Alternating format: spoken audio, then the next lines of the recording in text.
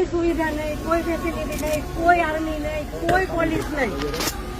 જયારે મોટા મોટા નેતા આવે, કોઈ વીઆઈપી માટે પાછળ કેટલી ગાડી, ઉપર હેલિકોપ્ટર તેનાથી હાલે છે, ટેક્સ પે કરે છે એના ઉપર નથી. વીઆઈપી માટે જે સર્વિસ છે એ આ લોકો માટે કેમ નથી?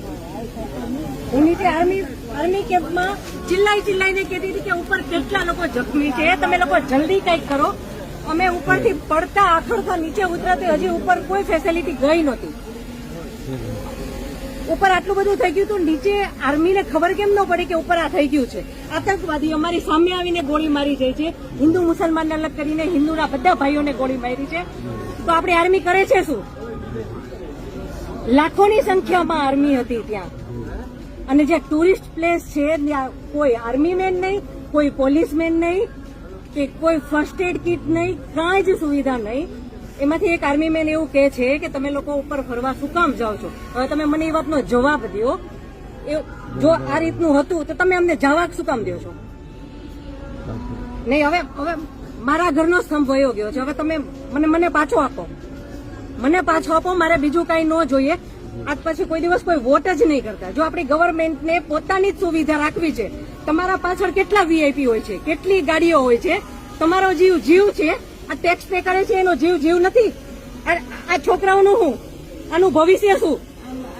આને ડોક્ટર બનાવી છે, આને એન્જિનિયર બનાવો છો, હું કઈ રીતે બનાવીશ?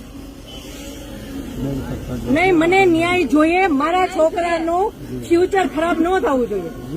આટલા વર્ષની સર્વિસમાં એને ટેક્સ તમે કટ કરીને તમે સેલરી આપો છો ને, અને ઉપર જતા અમે કઈ પણ વસ્તુ ખરીદીએ છીએ, ક્યાંય જઈએ છીએ, ફરીથી ટેક્સ, ટોલ ટેક્સ, બધા ટેક્સ તમે અમારી પાસેથી લ્યો છો.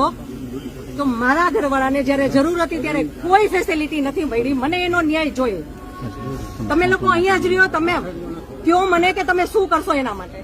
આ એક નહીં, આના જેવા જેટલા ભાઈઓ બધા નિર્દોષ હતા, બધા આવડા છોકરા હતા. નહીં, સરકાર ખાલી કહે છે કે અમે કરશું.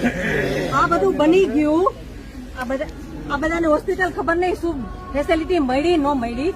બીજે દિવસે આટલો કરફ્યુ, આટલી રોડ બંધ, રોડ ઉપર 100-200 જ્યાં જોઈને ઢગલા. નહીં સર, નહીં, સાંભળો, તમારે સાંભળવું પડશે.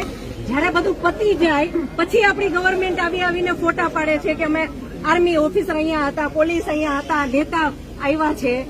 પછી શું કામનું? અને આર્મી ઓફિસર એવું કેમ બોલી શકે કે તમે લોકો ઉપર જાઓ છો શું કામ ફરવા?